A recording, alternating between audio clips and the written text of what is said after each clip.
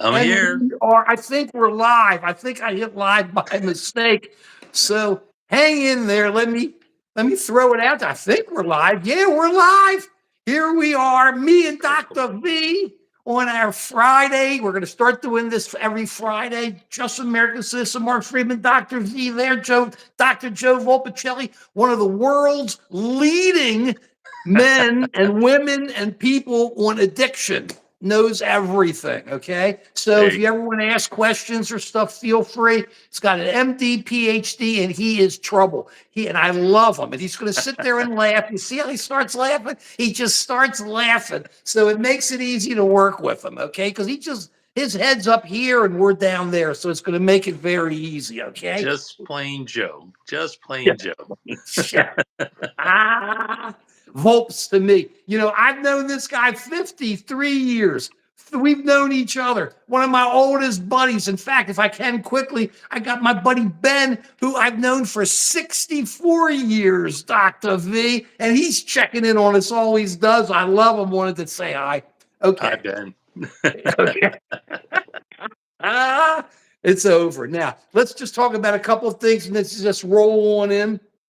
First thing I want to say is, can you believe the job market today? It exploded up again. More jobs, like 100,000 more than anybody expected. But you know that the economy is as bad as it could ever be. Isn't that right, Dr. V? Yeah, absolutely. So, what's happening with the stock market? Is that going down now because of the That's staying about where it is. Look, in an election year, it generally seems to go up every 4 years in an election year. And who knows? It's been going up. It's been making records with Biden. It didn't collapse like Trump said it would, but it's been going up. If you've been hanging in, you've been doing okay. If you have a 401k and you're playing it smart, you just hopefully when you were young, you did it and you ran with it. Maybe you don't get rich, but you can put enough money away to live on your Social Security and that and do pretty good. I mean, it's really happening, but I'm just saying there's just all these jobs. You can go out, eat, you can do all these things. Look, we got problems, Dr. V. I know we got problems. You hear it from people all the time. That's what your job is, right? But the bottom line is, can I throw some out since we're all talking? Dr. V, pull the top of your phone down a bit so you don't have so much of the wall behind you. That's my man. There he There you go. is. Thank you. I Thank you, Mark. tell you, it's gonna rock. Where are you going? Get rid of that. Oh, get rid Well, of that. there, that's better. Oh, don't lose me. Now we can really have a problem. Either way, while he's getting that straight, okay? There you go. Better. Well, there you go. But the economy is doing really pretty good. It's just that everybody likes to get bummed. I want to know, where do you want to live, Dr. V? If you don't want to live here because the economy is so bad, where do you want to live? Nowhere. Nowhere. I mean, it's sure inflation is up relative to Trump administration, but that's more a consequence of all the money that we pumped into the economy so we didn't tank during the pandemic. And relatively speaking, we're doing better than most other countries in terms of keeping inflation down. But they want to make it a political issue, and that's unfortunate. But people are doing okay. The price of housing is high, the interest rates are high. That's all true, but it could be a whole lot worse. Well, I'm with you on that. Let me know quickly. Zombie mortgages are coming up, and we want to get through some of this stuff first. I can't believe the responses I got from the shorts. I'm with you 100%, but I mean, it's funny when you hear about housing and everything. I remember how cheap it was when my parents bought their first house. I'm sure with you too, and they thought it was expensive when they bought it.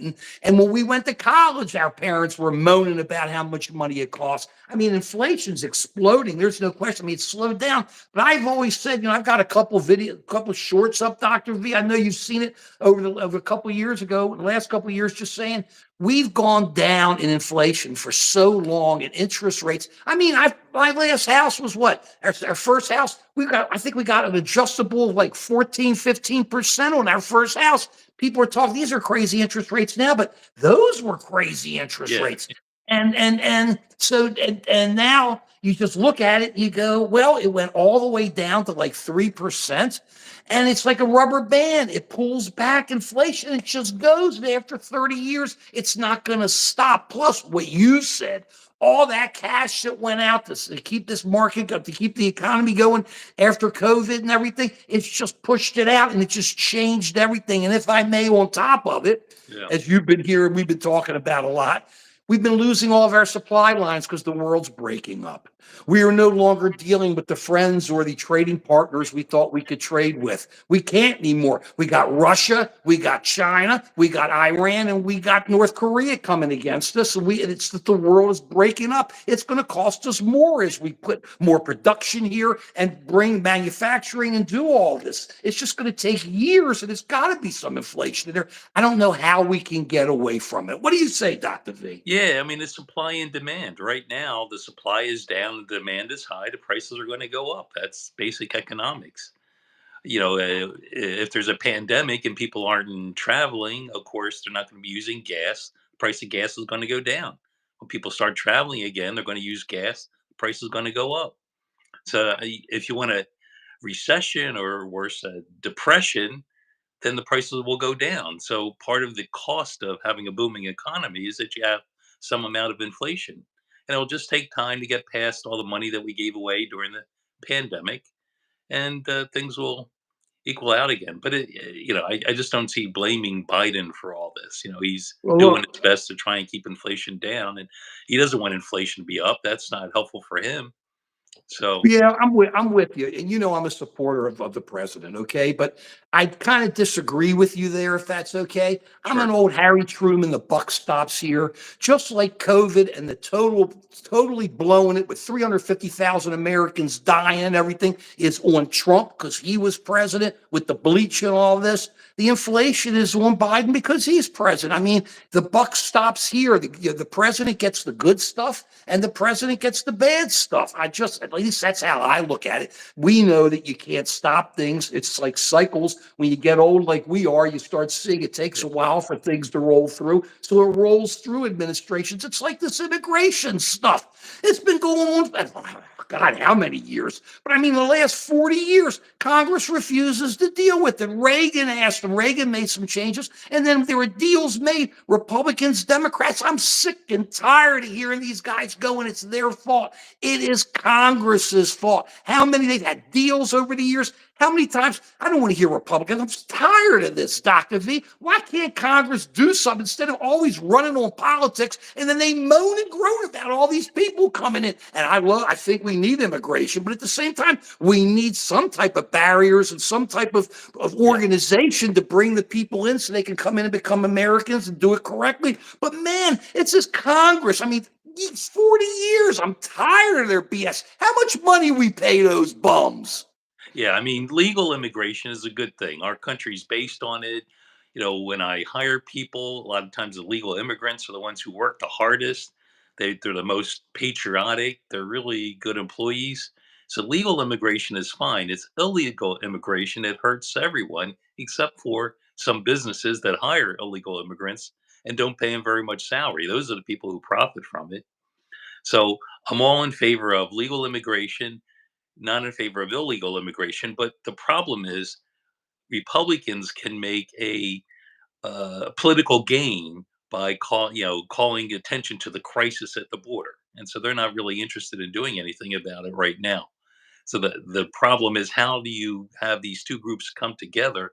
And you're right, it hasn't happened for years and years. That people have always tried to make a case one way or the other. I mean, what you need is sensible people to say, let's make it easy for people to come in legally, difficult for people to come in illegally, solve the problem, and move on to the next problem. You, you, But there's you hear does the toilet flush, Dr. V? When you say sensible, flush, gone. 40 years they've blown it. Let me ask you something. Let's talk about zombie mortgages, sure, if you don't mind. Do you mind on that one? not at And all. if you ever Tell me thought about it. about if you ever thought about other stuff, I want you to throw in, but zombie mortgages kind of get me. I've been seeing it The zombie mortgages, we did a short yesterday, like a dummy. I don't know what happened. It went up twice, like within 5 minutes. I don't know what. So it knocked off the algorithm, I think, knocked off the momentum of the other or something. It just got crazy. But still, I got a lot of really people reaching out to me, asking me questions about it and saying, let's talk more about it. What are the zombie mortgages? Okay.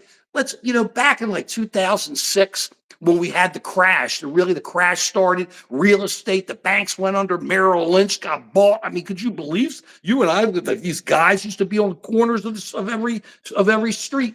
And we just had the crash, and the real estate values crashed, and everything froze. You couldn't buy or sell.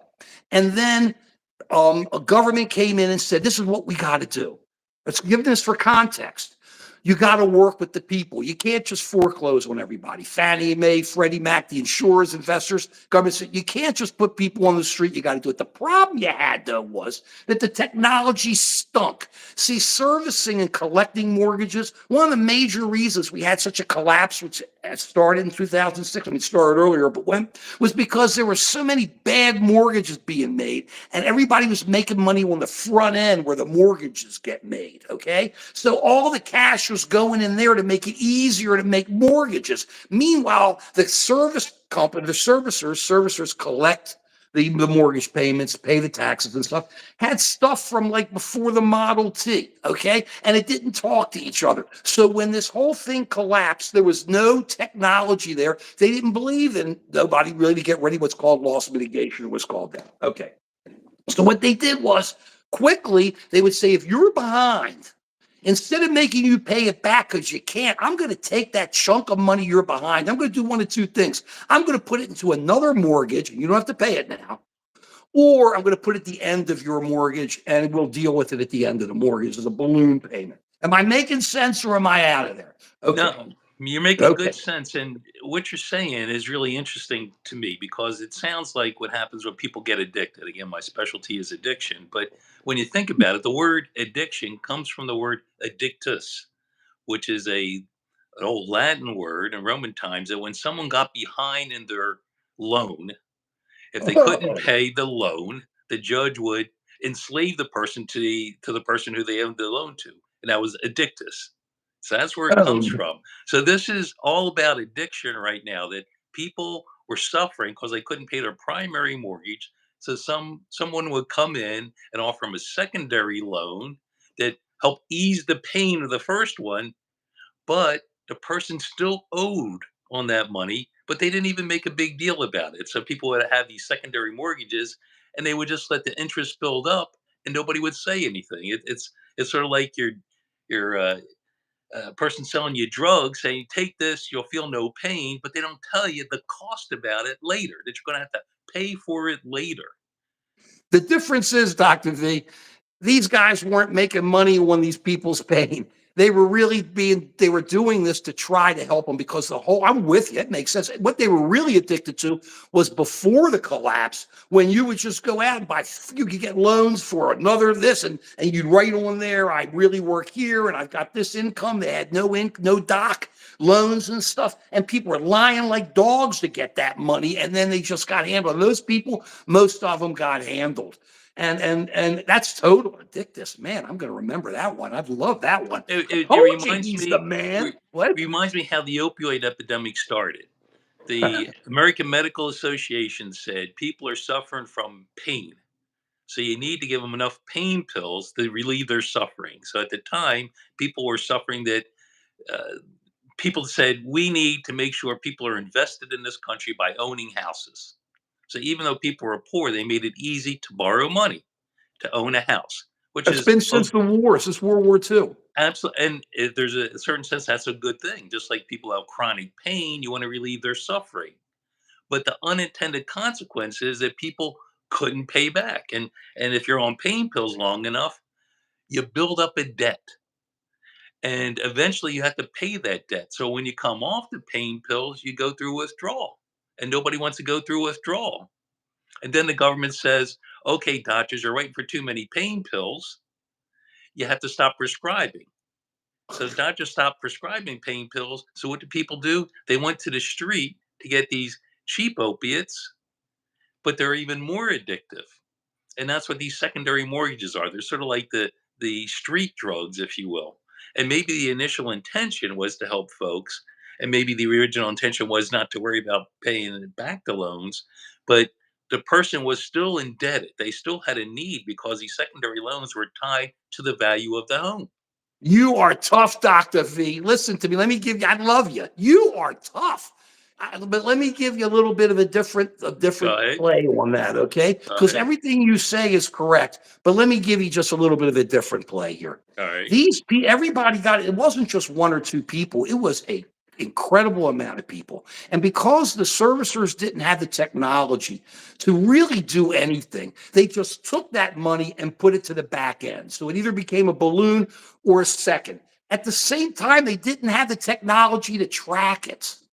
They didn't have the technology to send the letters. They didn't have the people who knew what to do working at these companies because nobody saw these default numbers. These default numbers exploded. Okay. So over those years, you're talking like 2006, I'm just being roundabout, 2006 or maybe 2012, 2013, all these loans are getting scrambled all over the place. You got all these rules coming down and new technology, and they're finally doing workouts and they're finally doing all this. Meanwhile, a lot of these loans ended up on the back burner. The thing is, it appears that the lenders did not try to collect on these loans. Right. Right. Now, you're living in a house, you've been there, you're paying, assuming you're paying on your mortgage, the principal, the principal mortgage, that first mortgage, and you hear nothing, and then all of a sudden you get a knock on the door telling you that you owe like really 500% more or whatever because these rich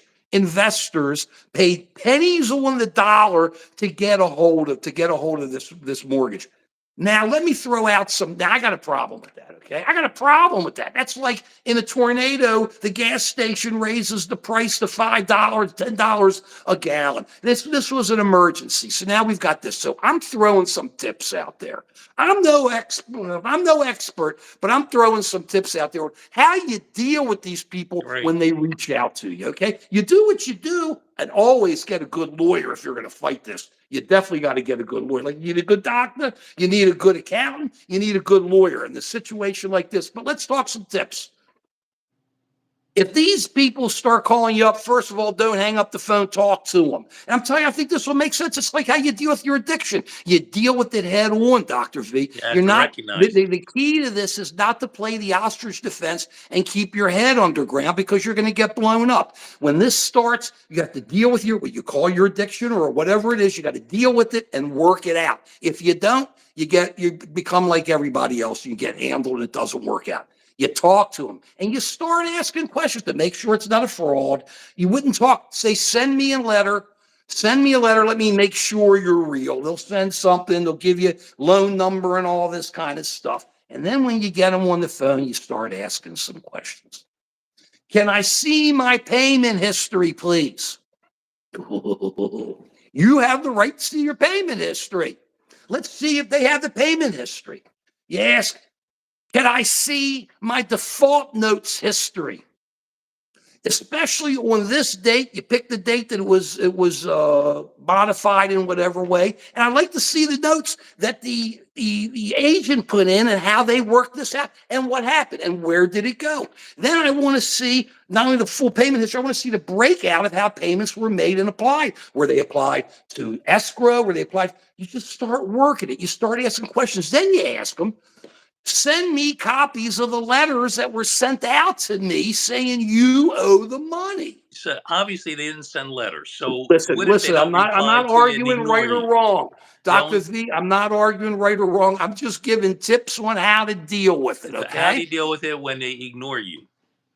When who ignores you? When this loan officer ignores you, they just say, "We're foreclosing on your house." No, they You don't can't take. do that. There's They so can't. many laws. The law has changed. In the old days, there's states like Texas and stuff where you can go right to sale, but like states like the Northeast, 18 months. It just Oh, takes a while. Okay. And they have to serve, they have to put it in the court. You got to be served. It used to be easy years ago. It's that hard. Believe me, you can't take it, especially in the Northeast. You can't take advantage of anybody. Okay. You can't.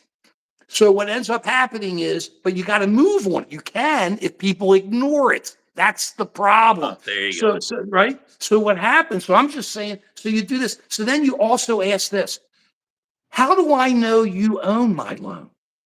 Mm, Show me how you got my loan, who you got it from, who they got it. Let me see the assignments. You start asking these questions. Then they know you're going to ask real questions because who knows if they really own it? Did you see the Elvis thing when they tried to sell Elvis's house down in Memphis and some fakers came up? Yeah, we got the mortgage. They didn't have the mortgage.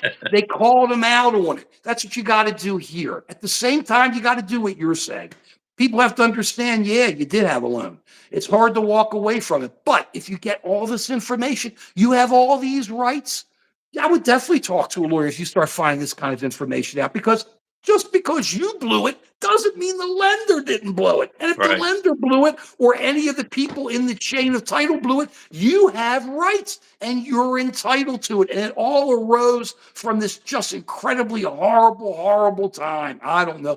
Those are some of my tips. And I say go to a lawyer and deal with it. And if you have to, if you find that, but don't put your head in the sand, right, Doctor V? Don't ignore anything. Can't ignore it. You have to face up. First rule of treating addictions, treating these kind of mortgage problems is you got to go to the experts and get the right help. That's for sure. And deal with it. I've had it. Now listen, is there anything? Let me just see one other thing. Oh yes, quickly. We didn't go through this. I'm hiding there. I want to get this in, and then we're going to do our album of the week. And I promise you this: the Boomer album of the week. It isn't Pink Floyd. I love Pink Floyd. I Better know not you get down love on Pink Pink Floyd Floyd. again. I Pink Floyd's Pink great. Floyd's so boring. I can't Oh my even God, no, you don't know what you're on and talking about. No, no, boing boing. no, Nothing on no. Pink That's my Floyd. group. That's my Ah, group, Pink I, Floyd. I We don't disagree. We disagree on know it. that. I know it. Let me just throw this. Dark Side of the Moon, best Ah, album ever. let me. Best album ever. Oh my lord! Oh, best album ever. We'll get to Best the album music. ever. Hang in, hang in. We'll get to best album ever. What Best are you album talking about? ever. You're pulling me out of where I Not at want to all. go. I'm gonna No. best album ever. Yeah. Uh-oh, Best we're getting album. people in. Good morning. We got people kind of coming in, American stuff. Good to see you all. Thank you for entering in. Let's get to our quick foreign policy stuff, Dr. V, before Sure. we get to the music when I give you our Boomers album of the week, okay? I'm listening, I listen to Fox a lot. I watch John Hannity. I watch Laura Ingraham. I watch Jesse Waters. I have trouble. I'm letting it explode and then I have to turn off sometimes. But I'm watching like Laura Ingraham last night. I'm really wondering about these people. Oh, Putin's a bad guy, but why are we fighting with them? It's China. It's all China. And I sit there and I'm trying to understand. Putin isn't Nazis. He isn't. He's not going anywhere else. We've talked about this. He has writings. He's written down what he wants to do. He wants Poland. He wants these countries around him. And then she sits there and says, NATO. God, they hate NATO. NATO. I mean, it's just like Russian Propaganda. propaganda. She goes on, well, now we're going to be protecting Sweden and Norway. Protecting Sweden and Norway. They're great countries. They got great armies and stuff. Okay. They're Yeah. what great partners to have. Russia hated it. We got another one of our flanks covered. We got a river there. We got a sea there. Who are you kidding? And I listen to these people and I go, what am I missing? It's four countries coming at us, but what is it they love about Putin? You're the guy who knows this stuff. Why are they so addicted to this guy who is a Nazi, to this guy who kills, just destroys, and flattens countries for no reason other than to put it in his back pocket? Explain that to me, Dr. V. I don't know. People have a tendency where they want to be free. You fight for your freedom. But there's also a tendency for people to want somebody to tell them what to do. And we go back and forth in these two things. And you can see some countries tend to lean toward they want to have somebody who's the boss, tell them what to do, make sure the railroads run on time, make sure things are organized. And then there's other people who like to have their individual freedom and be able to decide for themselves what they want to do. And we have these two conflicting needs for safety and security, but also for the freedom to explore. And, I think Fox News maybe appeals to that sense of things were better in the old days. Uh, things are in we're in control. Right now, there's things that are just out of control. People want to take away your stuff. Things are Yeah, changing, like things are abortion dynamic. rights. Yeah, like abortion rights, like contraception, There like you the go. right to control your body. You take your freedoms. I agree with you, So Dr. you want V. your freedoms, or do you want somebody to tell you what the rules are? What does it say in the Bible? What does some authoritarian figure say is the right thing to do? And people have a need for that kind of security, but at the cost of their individual freedom. So it goes back and forth. When people are scared, when they're nervous, when they're jazzed up, they tend to lean more toward comfort, someone telling them what to do, what the rules are, versus exploring and trying new things. And so when Fox News or politicians jazz up people's fears and concerns, it lends into more authoritarian type governments. Yeah, meanwhile, it doesn't help our country because we got four countries that are in and out that are allied against us, and they love Putin. Meanwhile, Zachary and Jason, we love you. Now, let's get so we're now going to get to our music. No Pink Floyd Oh, we X. got to do some Okay. Pink Floyd. Yeah, Hang in. Now, what I do is, and Dr. V knows this because his room was under mine. I just pick albums out of pick an album out, and what we do is out of my collection. And what we say is, when you listen to these albums, listen to the original albums, not the new ones where they come out with 15 other songs on the end. That's like reading a novel and then having five more chapters. It ain't the same. You agree with me on that, right? absolutely. Yep, Okay. yep. Straws. Oh Hero yeah, and yeah. heroine. You like it, Dr. Oh yeah, V? yeah. That's from the Hero old and days. heroine. Really good music. They call it prog. I hate that word prog. It was really good progressive music. It's just had a great sound. You can sit back and put on the headphones and just suck it down. They have hero and heroine, round and round, autumn. Oh, just love shine on silver sun. And we would just sit there and just party out to this, right? And it would just Absolutely. crank it up. So Yep. I'm telling you, Straub's hero and heroine. I'm gonna put it back. We're gonna pull out another one. Dr. V, is there anything else you want to say before we say No, goodbye? thanks for inviting me on. This is fun. This could be me and Dr. V every Friday at 11. And if we have an emergency, we can do one of those too. We thank, and we got a light too, Dr. V. Oh, We that's thank great. everybody for looking. This is our Come on first. back, Put us guys. out there. And what's your channel, Dr. V? You want everybody to look at? You can just Google Dr. Volpicelli, Dr. V. All my information is on there.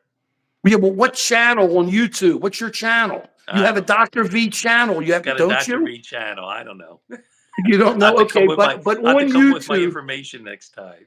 don't worry about it. On YouTube, there's a Dr. V channel. Is it called Dr. V? What's it Yeah, I called? Your think so. channel? Something like that. Yeah. Something like that. Look for Dr. V. Go Volpicelli. Go to that. Go to Just American Citizen. Please subscribe. Please like us. Look at our stuff. Let us know what you think. We love you. I come on live a couple times a week, maybe more. Look at our shorts. Thank you all so very much. See y'all later. That's the way it is. That's the way it is. Period. Period.